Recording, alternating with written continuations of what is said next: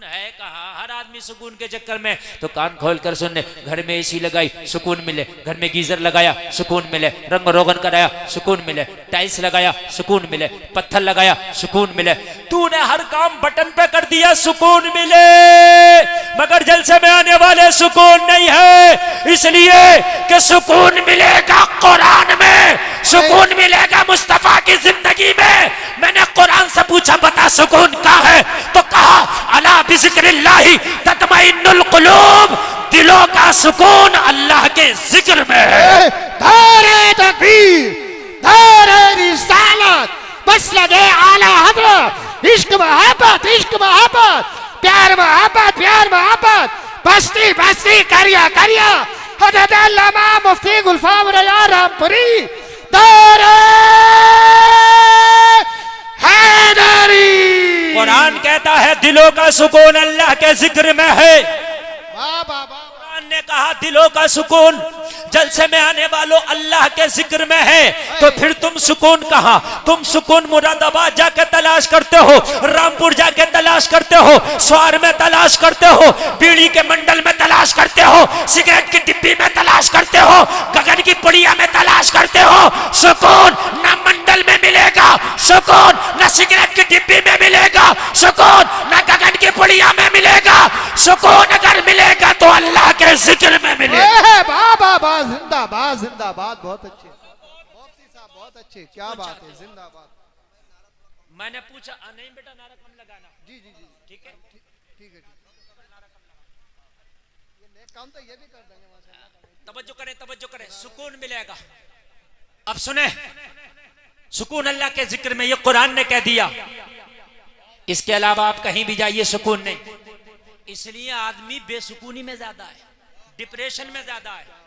अभी एक रिपोर्ट आई है, बड़े बड़े डॉक्टरों ने एक रिपोर्ट दी है कि नौजवान तबका 25% डिप्रेशन में, और इसी वजह से नशे की जो वो तादाद है नशेड़ियों की बढ़ रही है।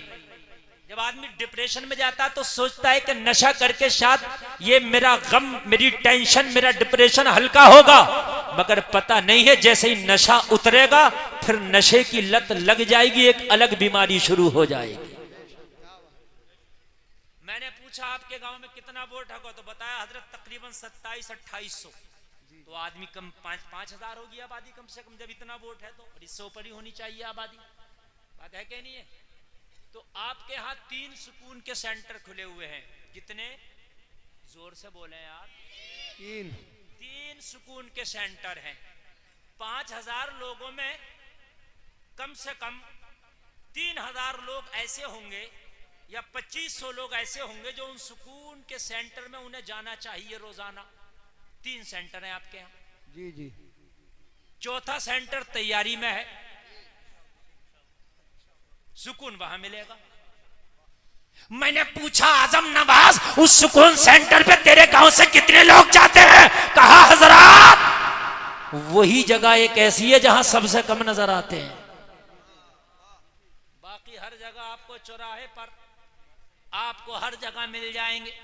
अभी कोई साइकिल का नाच करने वाला आ जाए तो उसके भी भीड़ लगा के खड़े हो जाएंगे, जबकि साइकिल तुम्हारे दादा से चलती चली आ रही है, मगर फिर साइकिल का नाच देखने जा रहा, साइकिल का तमाशा देखने जा रहा। सुकून मिलेगा? सुकून नहीं मिलेगा। ये सुकून सेंटर अल्लाह का घर, खाना है खुदा, तेरे गांव की मस्जिद है। अगर सुकून चाहता है तो फजर की नमाज पढ़ ले जा, दिन निकलने से पहले सुकून सेंटर में चला जा, अल्लाह से मुलाकात कर ले। जैसे ही नमाज पढ़ेगा दिन बाद में निकलेगा, सुकून पहले हासिल हो जाए। बाबा बाबा जिंदाबाद, जिंदाबाद, बहुत अच्छे, बहुत अच्छे, जिंदाबाद। दिन बाद में निकलेगा, सुकून पहले हासिल हो जाएगा। आप और बढ़ाइए, और बढ़ाइए आवाज। जी जी जी, और बढ़ाइए। दिन बाद में निकलेगा, दिन बाद में निकलेगा, सुकून पहले। अच्छा, फजर का वक्त ये सूरज निकलने के बाद भी तो रखा जा सकता था, सूरज निकलने से पहले ही क्यों? इसलिए रखा गया जी जी, कि ताकि बंदा नमाज पढ़े, दिन बाद में निकले, सुकून का इंतजाम पहले हो जाए। बेशक। दिन बाद में निकले, सुकून का इंतजाम पहले हो जाए। ये ईशा का टाइम एंड सोने के वक्त क्यों? ईशा के बाद फिर बंदा सोता ही है।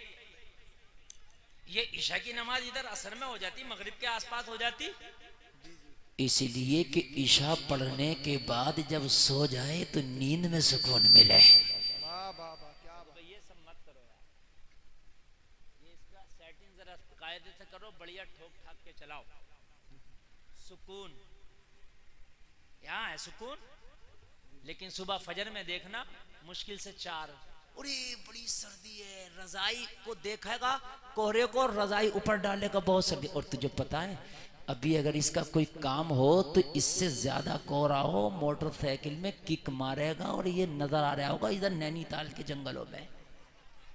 क्यों भाई अब कोहरा नहीं था? अरे मौलाना तुम्हें पता नहीं है, अगर जरा सा भी लेट हो जाता तो काम हाथ से निकल जाता।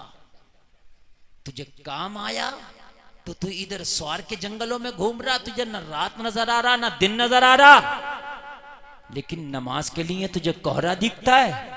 जबकि हकीकत बात यह है कि मस्जिदें अब इतनी खूबसूरत बना दी गई हैं। मैंने अभी आपकी मस्जिद देखी, नमाज ईशा पढ़ी है माशाल्लाह, नई तकनीक से बनाई गई है कि मस्जिद में जाके इतना दिल लगता है कि इतना तेरे घर में दिल नहीं लगेगा। तेरे घर में चूहे होंगे, तेरे घर में जो है खटमल भी हो सकते हैं, अरे घर में कुछ भी हो सकता है यार। तेरे घर में बीवी का झगड़ा, तेरे घर में भाइयों का झगड़ा है ना, लेकिन मस्जिद में कुछ नहीं। मौलाना सुकून नहीं, सुकून नहीं, मियाओं के पास जाना शुरू कर दिया। और कुछ हमारे मुसलमान, अल्लाह माफ करे, अल्लाह इन्हें हिदायत दे दे, कलमा पढ़ते हैं, पता नहीं कैसे कलमा पढ़ा है, मैंने यहां तक सुना है और अपनी आंखों से कितनों को देखा है कि जब वो परेशान हुए तो बाबाओं के पास जाना शुरू कर दिया, गैर मुस्लिम बाबाओं के पास, उनके पास जा रहे हैं, उनके मठों में जा रहे हैं कि वहां हमें सुकून मिल जाए। खुदा की कसम तुझे सुकून कहीं नहीं मिलेगा। अगर सुकून चाहता है तो तुझे मुस्तफा की जिंदगी में मिलेगा। एक बात बताऊं मैं यार, जब गैर को सुकून हासिल करना होता, खुदा की कसम वो इस्लाम के करीब होते हैं कि यार सुकून इधर मिलेगा, और तू है इस्लाम से दूर भाग के सुकून हासिल करना चाहता है, नहीं मिलेगा। एक बहुत बड़ा ईसाई प्रोफेसर है, बहुत काबिल है, दुनिया की तालीम बहुत ज़्यादा उसके पास है। जलसे में आने वालों ज़रा दिल के कानों से सुनना, लेकिन घरेलू मामले में गिरफ्तार हो गया, बीवी से झगड़े का शिकार हो गया। और आपको मालूम है इंसान पूरी दुनिया से मुकाबला कर सकता है, पूरी दुनिया से पंगा ले सकता है, लेकिन अगर घर में खाना जंगी हो जाए, अगर बीवी से उसका झगड़ा हो जाए तो उसकी जिंदगी नर्क बन जाती है, उसकी जिंदगी जीते जी जहन्नम बन जाती है। इसलिए कि बीवी से कैसे दूरी इख्तियार करे, बीवी लाइफ पार्टनर है, बीवी शरीके हयात है, बीवी से दूरी इख्तियार नहीं कर सकता। बीवी से झगड़ा हुआ, बीवी से इख्तलाफ हुआ, लोगों मजहबन ईसाई है, बीवी जलाल में आई, कहने लगी तेरे साथ नहीं रहना, तलाक चाहिए। ये पढ़ा लिखा आदमी था, इज्जतदार आदमी था, प्रोफेसर आदमी था, चाहता था कि अगर बीवी का तलाक हो गया तो माशरे में बेइज्जती होगी। तलाक होने से बेइज्जती भी होती है ना यार, ये मामला घर का घर में निपट जाए और ये बीवी यही मान जाए, और मामला थोड़ा सा चाहिए मुझे कह सुन ले, लेकिन ये यही तलाक तक नौबत ना आए, यही निपट जाए। लेकिन आपको मालूम है अगर मोहतरमा अपनी जिद पे आ जाए तो फिर मान के किसी की नहीं देती, मान के नहीं देती है, फिर ये टेढ़ी पसली से पैदा है ना ये। इनको आप चाहो कि सीधा कर दें तो ये टूट सकती हैं मगर सीधी नहीं होंगी, ये समझना जरूरी है। आज मेरे भाई 60% तलाकें हो रही हैं, किस बुनियाद पर? जरा सा झगड़ा हुआ, वो कह रहा देख खामोश हो जा, देख मान जा। अच्छा ना खामोश हुई तो क्या कर लेगा तू? बस यही काम खराब होता है, बस वो यही करता है, फिर तलाक ही देता है। और क्या करता है? फिर कहता है कि हजरत गुस्से में दे दिया था मैंने, है ना। फिर मोहतरमा को भी समझ में आ गया ये नहीं होना चाहिए था, उन्हें भी समझ में आ गया नहीं होना चाहिए था। फिर भागते हैं मौलवी साहब के पास, हजरत ये बताइए हमने तलाक गुस्से में दे दिया था, हो गया। मेरे प्यारे मोहब्बत में कौन तलाक देता? गुस्से में ही तो तलाक होती है। अब पछता रहा है, अब पछता रहा दे के। देने से पहले मौलवी से पूछता हजरत बीवी बहुत झगड़ा करती है, क्या करूं? तो मौलाना रास्ता बता देता। अरे बात समझ में आ रही है कि नहीं? एक शख्स की बीवी ने कहा भाई कान खोल के सुन ले, शरीयत के हिसाब से जिंदगी गुजरी। कहा ठीक। बोली तेरे अब्बा तेरी अम्मा, ना मेरे वो बाप है, ना मेरी माँ, मेरे सास ससुर है वो। शरीयत मुझे मजबूर नहीं करती है कि मैं उनकी खिदमत करूं, मैं नहीं करूंगी। कहने लगा यार मेरे बाप हैं, बूढ़े हो गए, माँ बूढ़ी हो गई, थोड़ा इनकी तरफ भी रहम कर ले, खिदमत कर ले। कहने लगी शरीयत बता रही हो तो बता, तेरे माँ बाप हैं, मैं अखलाकन कर लूं तो ठीक है, ना करूं तो कोई बात नहीं। बात सही है, अगर औरत अपने बच्चे को दूध भी ना पिलाए तो औरत मर्द के ऊपर जिम्मेदारी है कि वो उसको दूध पिलवाए, चाहे मुआवजा दे के पिलवाए। यार बड़ा परेशान, आज का होता तलाक दे बैठता, मगर ये आदमी होशियार था, चलो किसी मौलवी से मिलते हैं। हजरत के पास गया, हजरत घर बिगड़ने वाला है, शादी की थी के बूढ़े माँ बाप को 2 रोटी टाइम से मिला करेंगी, मगर अब वो जो मिल रही थी वो भी खत्म हो गई। वो कह रही है तुम्हारे माँ बाप है, तुम करो, मैं क्यों करूं। मौलाना ने कहा कह तो सही रही, मगर काश अगर कोई अपने मामले में मौलाना के पास जाओ तभी तो तुम्हारे मामलात आसान होंगे। तुम मौलाना के पास बाद में जा रहे हो, वकील साहब के पास पहले जा रहे हो, दरोगा जी के पास पहले जा रहे हो, थानेदार साहब के पास पहले जा रहे हो, और रिश्तेदार कह रहे हैं हटेंगे नहीं, टेंशन मत लियो, लगाओ इतने मुकदमे, घर बनने ही ना दे रहा। अभी एक मीटिंग हुई, मैं डीएम के उसमें तमाम अधिकारी थे, डीएम भी था, तो उसने खुद कहा, बोला 90% जो मियाँ बीवी के मुकदमे हैं वो खुद तो मान जाए, मगर ये जो लिवाहिकीन है ये नहीं मानने देते। हटना मत पीछे, 2 लगा दो, दहेज प्रथा और लगा दो। मुकदमे अरे यार अगर कोई मामला है तो समझाओ आपस में, मामलात को बिगड़वाओ मत, मामलात को बनवाओ। मौलाना ने कहा ठीक तो कहती है, तो कहा हजरत ठीक तो कहती है, लेकिन माँ बाप बूढ़े, उन्हें कौन देगा रोटी पका के। तो कहने लगे हम बताएंगे उसका तरीका है तो हम। तो बोला हजरत बताई ने, तो कहना एक काम करो, दूसरा निकाह कर लो, शरीयत उसकी इजाजत देती है। और बीवी से जाके कहना आप सही कह रही थी, शरीयत ने आपको मजबूर नहीं किया कि मेरे बाप बाप की खिदमत करो, आप मत करें, मैं एक और निकाह कर लेता हूं, वो मेरे माँ बाप की खिदमत करेगी, तुम मेरी खिदमत करना। शरीयत ने इजाजत दी है और उसे मना करे तो फिर तुम कहना आप गलत हो, इसलिए कि आप कह रही हो कि शरीयत हमें मजबूर नहीं करता तुम्हारे माँ बाप की खिदमत करने पर, तो फिर शरीयत हमें भी तो इजाजत दे रही है ना। कहने लगे ठीक है, गए बीवी से बोले कोई बात नहीं, आप मेरे वालिदैन की बिल्कुल देख रेख ना करें। बोली ठीक है, शरीयत तो इजाजत दे रही है, हाँ हाँ, लेकिन बोले ऐसा मैं मौलाना साहब से मसला पूछ रहा हूँ, एक निकाह और कर रहा हूँ। कहने लगे क्यों। कहने लगे वो मेरे माँ बाप की खिदमत किया करेगी। कहने लगी मैं हट्टी कट्टी किस लिए हूं, मैं मर गई क्या, मैं हूं तो मुझे बताएं कब गर्म पानी होना है, कब ठंडा पानी होना है, कब खाना खिलाना है, दूसरे निकाह की जरूरत क्या, मैं हूं ना। तो कहने लगे तुम तो पहले भी थी। तो कहने लगे हमें क्या पता, तुम्हें ये मसला भी मालूम हो जाएगा। शरीयत ने बड़ी आसान जिंदगी बताई है, समझ रहे हैं, शरीयत ने क्या किया, बड़ी आसान जिंदगी बताई है। तो प्रोफेसर साहब की बीवी ने कहा मुझे तलाक चाहिए। प्रोफेसर ने समझाया, मानने को तैयार नहीं, घर वालों ने समझाया, मानने को तैयार नहीं, रिश्तेदारों ने समझाया, मानने को तैयार नहीं, पड़ोसियों ने समझाया, मानने को तैयार नहीं, अईज़ा अक़रबा ने समझाया, मानने को तैयार नहीं। प्रोफेसर हार गया, परेशान हो गया, सर पकड़ के बैठ गया, यार क्या करूं, मेरी बीवी मानने को तैयार नहीं है। तलाक दे दिया, मुआशरे में बड़ी बेइज्जती होगी, तलाक दे दिया, कहीं मुंह दिखाने का नहीं रहूंगा, तलाक दे दिया, घर का घर बिगड़ जाएगा, तलाक दे दिया, छोटे छोटे बच्चों का क्या होगा, तलाक दे दिया, जिंदगी खराब हो जाएगी, तलाक दे दिया, सारा शिराजा भी घर जाएगा, हो तो क्या हो, लेकिन किसी को मानने को तैयार नहीं। घोड़े पे सवार थी, तलाक चाहिए, तलाक चाहिए। लोगों प्रोफेसर है, लोगों पढ़ा लिखा है, लोगों काबिल है, लोगों एजुकेटेड है, मगर इसकी तालीम इसे बता ना सकी, इसकी पढ़ाई इसे बचा ना सकी, इसकी काबिलियत इसे बचा ना सकी। अब इसको नजर आया डूबते को तिनके का सहारा होता है। जब काबिलियत ने जवाब दे दिया, तालीम ने जवाब दे दिया, लोगों इसके मुआशरे ने जवाब दे दिया, तो इसके दिल में आया मुसलमान कहता है कुरान में हर समस्या का समाधान है।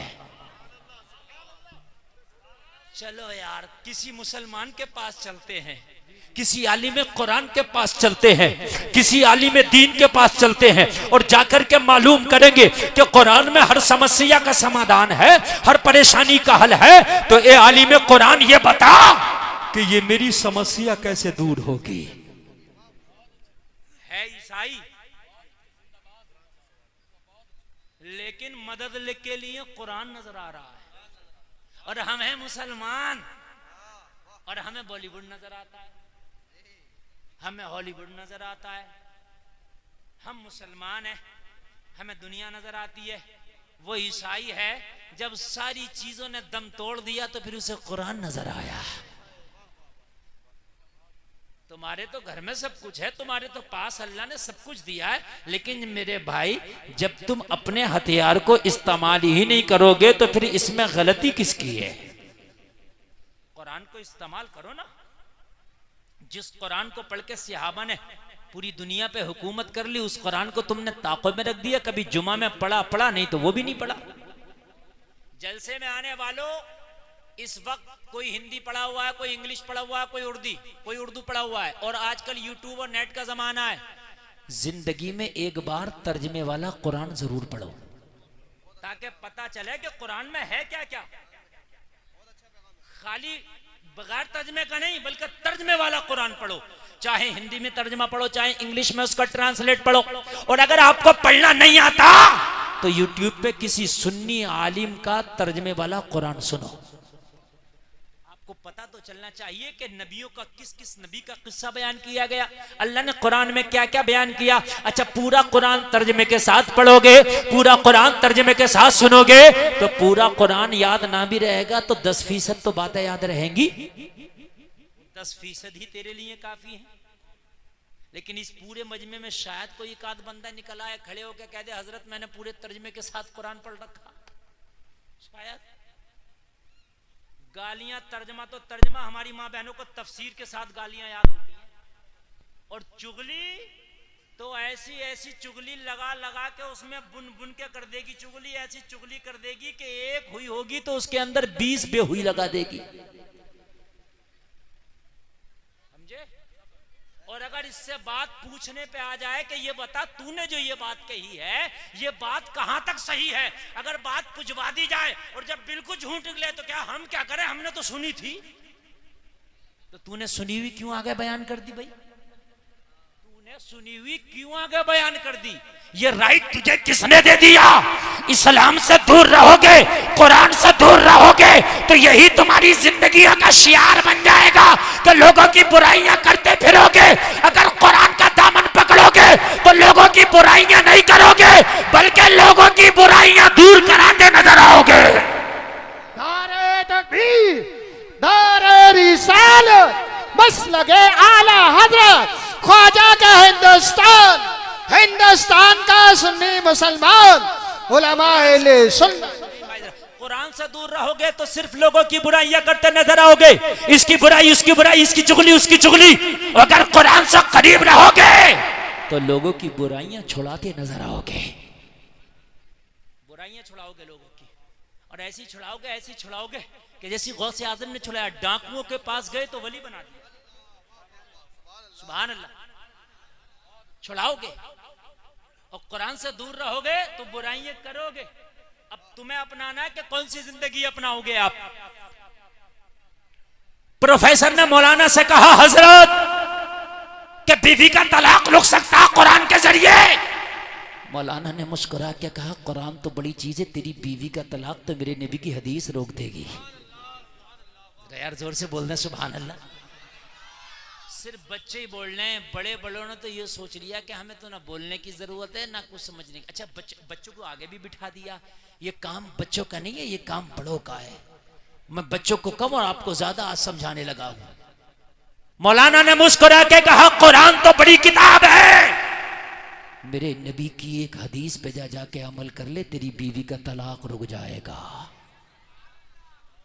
प्रोफेसर ने कहा मौलाना मजाक तो नहीं कर रहे हैं, मेरी बीवी का तलाक मेरे खानदानी ना रोक सके, मेरी बीवी का तलाक मेरे रिश्तेदार ना रोक सके, मेरी बीवी का तलाक मेरे घर वाले ना रोक सके, मेरी बीवी का तलाक मैं ना रोक सका। हम आजिज आ गए, बीवी मानती नहीं। आप कहते हो नबी की हदीस तलाक रोक देगी, कहा हाँ हाँ। मेरे नबी की बात में इतना पावर है, अमल तो करके दिखा, फिर देख कैसा कमाल पैदा होगा। हम तो दूर हैं, हम तो मुसलमान हैं, हमें तो पानी भी पीने का पता नहीं कि सुन्नत तरीका क्या। गधे और खच्चर और बैलों की तरह खड़े खड़े पी रहे हैं, खाना भी खड़े खड़े खा रहे हैं, सर पे टोपी रखना समझते हैं तो मुल्ला जी का काम है, तो इमाम साहब का काम है, हाफिज जी का काम है। हम तो ऐसी बदमाश लोग हैं, हम तो ऐसी कैसे भी खा ले। क्यों खा ले? मुसलमान तू भी है, मुस्तफा का कलमा तूने भी पढ़ा है, जन्नत तुझे भी चाहिए। अगर पानी के 2 घूंट भी पीना तो ये देख मेरे नबी का तरीका क्या था पानी पीने का। अगर नबी के तरीके पे तूने पानी पी लिया, सुन्नत की सुन्नत अदा होगी, इबादत की इबादत हो जाएगी। मौलाना ने कहा घर चला जा, तेरी बीवी का तलाक रुक जाएगा। कहने लगा हजरत वो नबी की हदीस तो बताएं। कहा जा, मेरे नबी के सुन्नत तरीके पे बस खाना खा लेना। क्या कर लेना? किस तरीके पर खा लेना खाना? जोर से बोले, सुन्नत तरीके पर। नबी के सुन्नत तरीके पर अगर तूने खाना खा लिया तो तेरी बीवी का तलाक रुक जाएगा। तो कहने लगा हजरत मुझे बता भी तो दे, मैं प्रोफेसर जरूर हूं, मैंने दुनियावी तालीम जरूर हासिल की है, मगर अभी नबी का सुन्नत तरीका खाने वाला मुझे याद नहीं है। तो मौलाना ने कहा सुन, घर जाना और घर जाने के बाद में तू खाना तन्हा ना खाना, अपनी बीवी को साथ में लेके खाना खाना, इसलिए कि मिल के खाना खाना मेरे नबी की सुन्नत है। पहले लोग मिल के खाने खाते थे, आपस में मोहब्बतें होती थी। पहले लोग एक बड़ा तबाक होता था, उसके अंदर मिल के 5-4 लोग खाना खाते थे, मोहब्बतें होती थी। अब तो अलग अलग चल रहा, अब तो डिस्पोजल चल रहा, खाओ फेंक दो। मोहब्बतें भी ऐसी चल रही हैं, मिलो बात खत्म। पहले होती थी मोहब्बतें, अब नहीं है, सब खत्म हो गई है। कहा मिल के खाना खाना, बगैर बीवी के खाना नहीं खाना।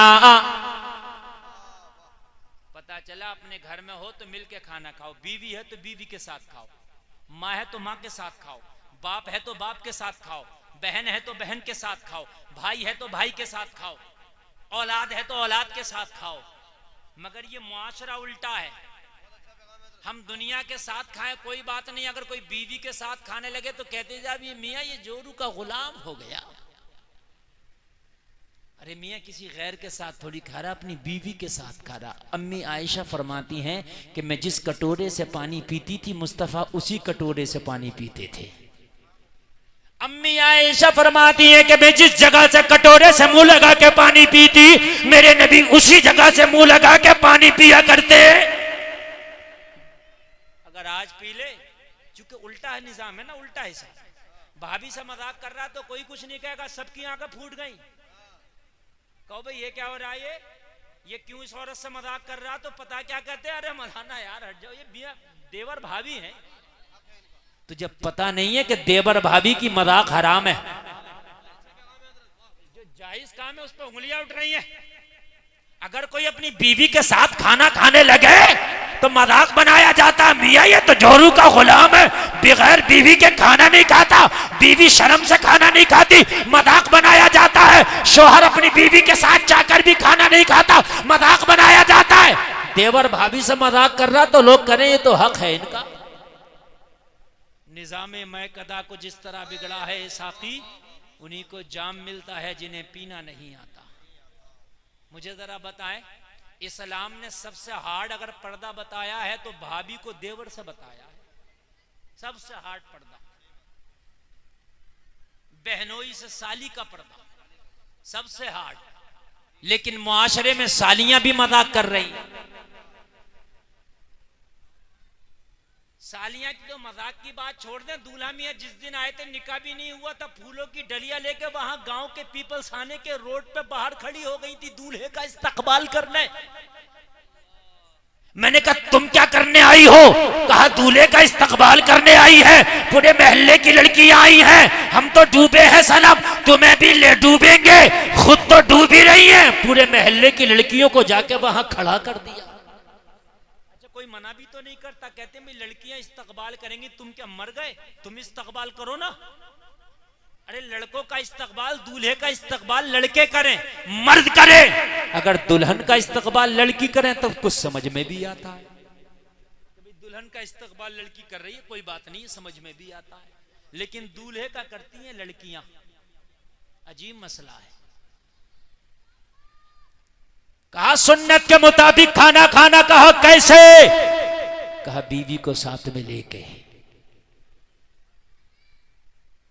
सर ढाक के, दस्तरखान बिछा के।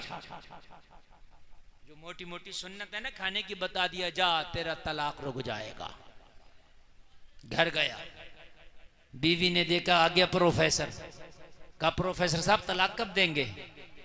कहा 3 दिन की मोहलत दे दो। कहा 3 दिन के बाद?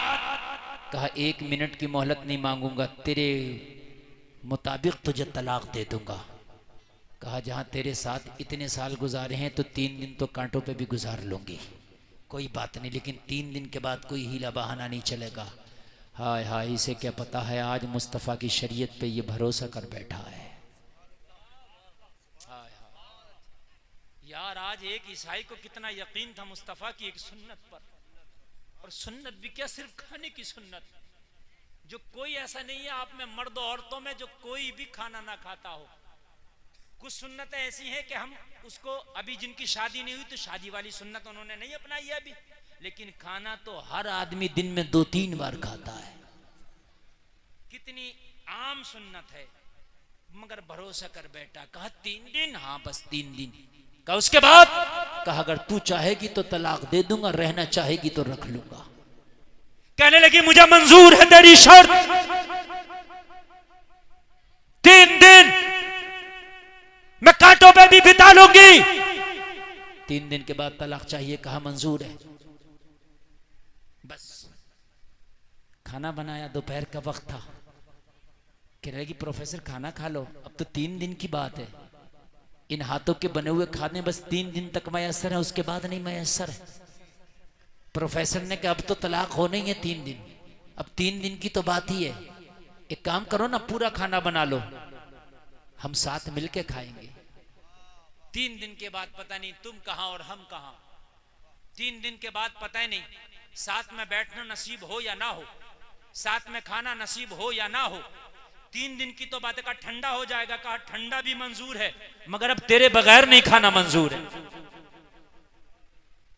बीवी का बयान है कि प्रोफेसर के ये जुमले सुने ना तो जो बगावत की आग जल रही थी सीने में वो थोड़ी सी कम हुई, मोहब्बत का थोड़ा सा दिया जला। मैं तलाक की डिमांड कर रही हूं और ये मेरे बगैर खाने भी तैयार नहीं है। हाय हाय हाय, मैं तलाक की डिमांड कर रही हूं और ये मेरे बगैर खाने भी तैयार नहीं है। कैसा मोहब्बत वाला शोहर है ये। अल्लाह अल्लाह।